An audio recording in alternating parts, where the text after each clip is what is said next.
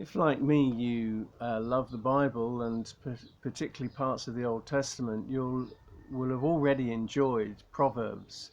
And I want to bring a proverb today that will help us in knowing God's will, which is what we're thinking about for a couple of days.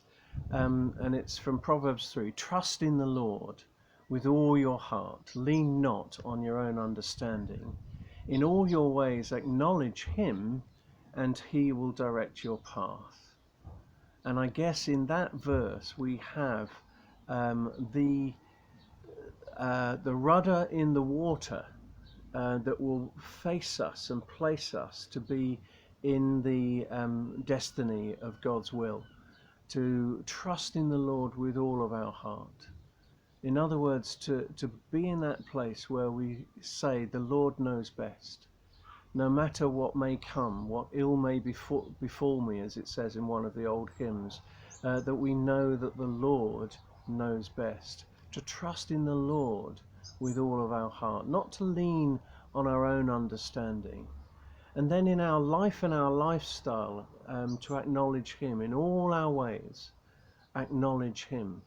In other words, start putting him first in everything that we do and say, in every choice, large and small, and he will therefore direct our paths.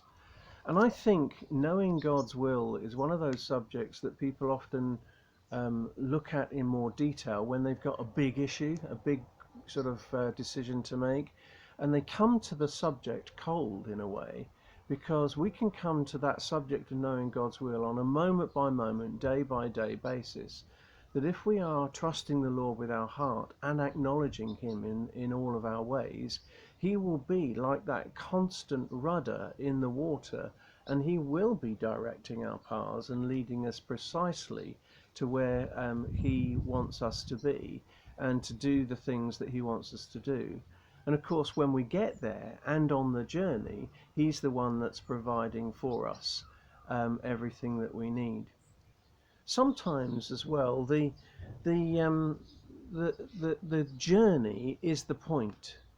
And I just very briefly share a story with you. I had some friends who were preparing for doing mission work, and towards the end of that preparation, very sadly, the wife of that couple knew that she'd got terminal cancer, and everything didn't happen. All the things that they thought were going to happen and things that they had prepared for didn't happen.